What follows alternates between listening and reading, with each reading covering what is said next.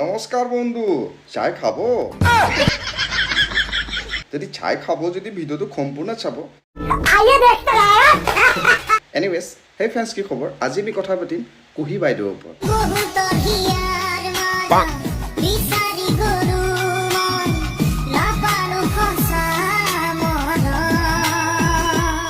आप भी ठीक करके देता हूँ।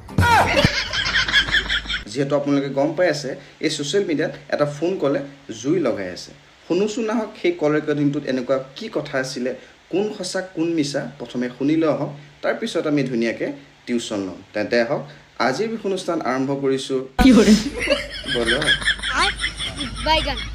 ইউটিউবাৰ কুহি ডাবল থ্ৰী পাপৰি কলিতাই যিটো নেকি সংগঠনে মোৰ দৰে হাজাৰজনী দুৰ্ভগীয়া নাৰীক ন্যায় পোৱাত সহায় কৰিছে, সেই সংগঠনটোক বেয়াকৈ ক'বলৈ তই ক'ত সাহস পালি? হয়, মানিছোঁ তোৰ বহুতো ফেন ফল'য়িং আছে, যিসকলে তোক একেৰাহে ছাপোৰ্ট কৰি আছে। তোক ছাপোৰ্ট কৰি থকা সেই অন্ধভক্তকেইটাক কৈছোঁ, তোমালোকে যে ভগৱান বুলি যাক পূজা কৰি আছা, তাই এজনী কেনেকুৱা চৰিত্ৰহীন মতা পাগলী তোমালোকে গমেই নোপোৱা। মোৰ শুনিলে? এতিয়া মেইন কথা হ'ল সেইকেইটা কোন হয় যিকেইটাই ধূপ ধূনা পূজা কৰি পেলাই দেৱীৰ দৰে পালন কৰি আছে। চাওঁ তহঁতৰ চেহেৰাকেইটা। বেয়াহে লাগিছে, তোমালোকে এজনী চৰিত্ৰহীন মতা পাগলীক দেৱীৰ দৰে ধূপ ধূনা জ্বলাই পূজা কৰি আছা যে। তোমালোকে চকু মেলা আৰু সত্য কি জানি লোৱা। তোমালোকে বুজি নাপাবা মই কিমান দুখত আছো।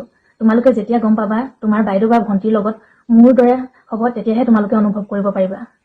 আৰু এটা কথা, তোমালোকে যে কমেণ্ট কৰি আছা তাই বহুত ভাল ভাল ভিডিঅ' বনাই মটিভেশ্যন দিয়ে, আৰে তাই দেখাই দিব নেকি ছ'চিয়েল মিডিয়াত তাই যে এজনী চৰিত্ৰহীনা মতা পাগল বুলি?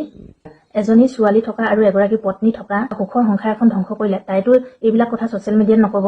মই অকল পাপৰি কলিতাকে দুখ দিয়া নাই, মোৰ স্বামী সত্যজিৎ বৰাও সমানেই দোষী। মই আপোনালোকক প্ৰমাণ দিছোঁ, ৰ'ব এই কপি ফটো চাওক আপোনালোকে। মোৰ স্বামী সত্যজিৎ বৰাক চুমা খাই আছে,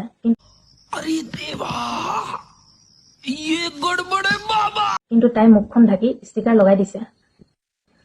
আৰু বহুতো ৰেকৰ্ডিঙো আছে তাইৰ লগত কথা পতা। ভিডিঅ'টো শেষত মই সকলো বজাই দিম। আৰু মোৰ ওচৰত প্ৰমাণ আছে, এইটো পেন ড্ৰাইভ চাওক, ইয়াতে সকলোবোৰ প্ৰমাণ আছে।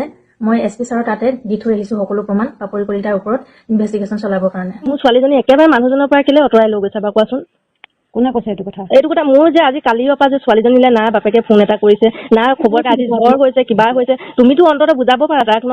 তাই তোমাৰ লগত কথা পাতে, তুমিতো ক'ব পাৰা যে এনেকে ছোৱালীজনীৰ লগত তুমিতো এবাৰ ভিডিঅ' কল কৰি চাব পাৰে নাই ছোৱালীজনী?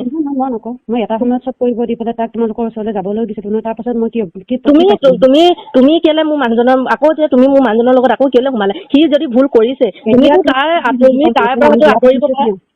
আমি কোৰ্ট মেৰেজ কৰিছোঁ, গতিকে এতিয়া তোমাৰ মানুহজন কিবা মানুহজন এইবিলাক কথাক লৈ পেলাই মোক ফোন নকৰিবা। তুমি কোৰ্ট মেৰেজ কৰিছা, তোমাৰ কোৰ্ট মেৰেজৰ কোনো সাক্ষী প্ৰমাণ নাই, তুমি কেলে মিছা কথা কৈছা?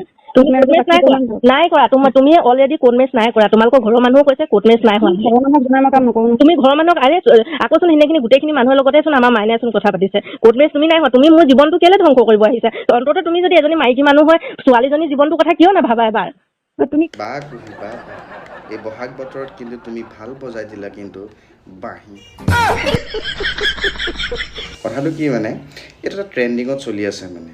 আছে এনে কিছুমান আমাৰ সমাজত কি কৰে, সেই বিয়া পতা মতাবিলাকৰ লগত লিলিমাই কৰে, একো চিন্তা নকৰে যে যদি মই সেই মানুহজনৰ লগত যদি সম্পৰ্কত যাওঁ, সেইখন ঘৰত থকা মাইকী মানুহগৰাকীৰ সন্তানৰ এনেকুৱা কি প্ৰভাৱ পৰিব পাৰে, ইমান কোনো চিন্তা নকৰে।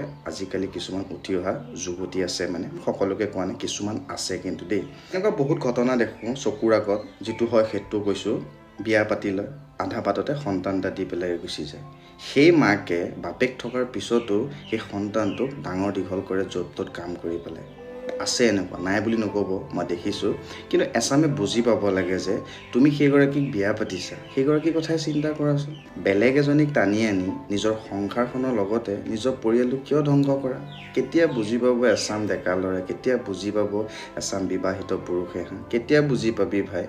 আজি যে যিটো ঘটনা দেখিছ, নাজানো কোন সঁচা কোন মিছা, কিন্তু যিটো দেখিছোঁ ন, একদম তোৰ মাঘ ফাগুন চ'ত ঘটনা, সত্য কথা কৈছোঁ। আজি দুদিনমানৰ আগত মই এটা ভিডিঅ' আপলোড কৰিছিলোঁ, আৰু সেই ভিডিঅ'টোত মই কৈছিলোঁ যে এজন মতা মানুহৰ 3টা লক্ষণে কেতিয়াও সংসাৰ আপোনাক সুখত থাকিব নিদিয়ে। 1 নম্বৰ হৈ গ'ল মদ, 2 নম্বৰ হৈ গ'ল যোৱা, 3 নম্বৰ হৈ গ'ল আপোনাৰ বুজি পাইছে কি ক'ম। নিজৰ পৰিয়ালৰ কথা চিন্তা কৰক, নিজৰ মা দেউতাৰ কথা চিন্তা কৰক, নিজৰ মানুহজনীৰ কথা চিন্তা কৰক, নিজৰ সন্তানৰ কথা চিন্তা কৰক। আৰু যুৱতীসকলে নিজৰ ঘৰৰ কথা চিন্তা কৰক। নিজৰ যদি লাইফ যদি আগলৈ যদি বঢ়াব বিচাৰে, এনে এনে কিছুমানৰ পাল্লাত পৰি পেলাই জীৱন ধ্বংস নকৰিব। ভিডিঅ'টো শেষ নোহোৱাৰ আগত দুটা কথা ক'ব বিচাৰোঁ, পাৰিলে ভিডিঅ'টো শ্বেয়াৰ কৰি দিব, বেলেগো যাতে বুজি পায় মোৰ এই ভিডিঅ'টোৰ পৰা। মেইন কথা হ'ল কি, যিজন মতায়ে মাইকী থকাৰ পিছতো যদি বেলেগ মাইকীক যদি আকলোৱা মৰম কিছুমান দিবলৈ মন যায়, সেইকেইটাক মাইকী পাগল বুলি কোৱা ये बड़ी अच्छी बात कही आप।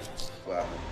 ৱাইফ থকাৰ পিছতো সেই হাজবেণ্ডজনক মানে সেই মতা মানুহটোক যদি কোনোবা যুৱতীয়ে যদি ভাল পাব যদি বিচাৰে, আমাৰ মমাহঁতৰ গাঁৱত সেইবিলাকক